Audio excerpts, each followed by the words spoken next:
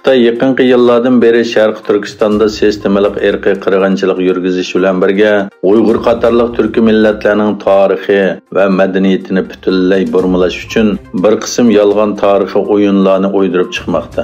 Ma'lum bo'lishicha, Xitoy Xotan viloyati Xotan noyasi Bag'chi yezisi Bozorbo'yi kentida yangidan yotgan qadimiy shahrini qurib chiqqan.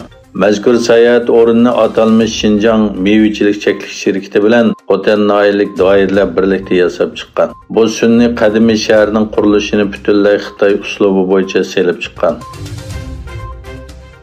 Birlashgan Davlatlar Tashkiloti Iqtisod va ijtimoiy ishlar ministrligi e'lon qilgan 2022-yillik Dunyo nopsi dokladida Xitoy nopsining 2023-yildan boshlab ozishga boshlaydiganligi va 2100-yilga borganda bugungining yarimiga yaqin saviyaga tushib qolganligi mo'ljallanadi.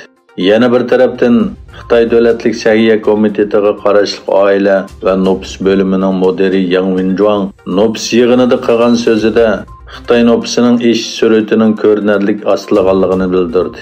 Yang mundaq dedi: 2021-yildan 2025-yilgacha bo'lgan 14-5 yillik plan mezgilida nopsning ko'payishi manfaga o'zgaradi. Amerika hukumati dunyodagi eng chong telegraf uskunalari shirkatining biri bo'lgan Huawei'ni Xitoyga josuslik qilish bilan ayblagan edi. Bu qitim Amerika Federatsiya tekshirish idorasi FBI Xitoyning Huawei shirkati ishlab chiqarayotgan uskunalarni Amerika yadro ambarining aloqasiga qarshilik qiladi deb bekitgan.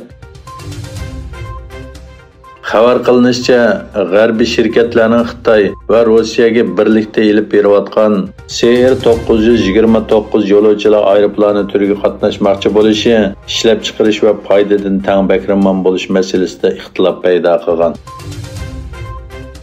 Saudiya Arabistonini ziyorat qilgan Qozog'iston prezidenti Qosim-Jomart To'qayev Jiddadagi Al-Salom ordusida Saudiya Arabiston valiahdi Muhammad ibn Salman tarafidan qarshi olindi.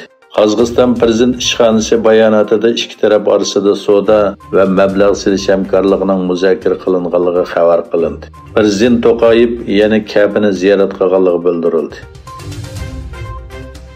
Katoliklarning ma'naviy doisi va Vatikan prezidenti Rim papasi Fransis Kanadadagi cherkov yataqliq maktablarda yerlik bolalarning ziyonkashlikka uchraganligi va xo'rlanganligi sababli kechirim so'radi. O'zining Kanada ziyoratini tavba safari deb tasvirlagan Papa Edmonton shahridagi ziyoratining birinchi bekatida yerlik xalq rahbarlari, yataqliq cherkov maktabida hayot qolganlar va siyosiy yo'llar bo'lgan ommaviy faoliyatga qatnashdi. Bu masalani kuzatib kelayotgan Uyg'ur faoliyatchilari Papaning Xitoyning irqiy qirg'inchilikka uchragan Uyg'urlar uchunmi bir ish qilib berishni umid qiladiganligini bildirdi.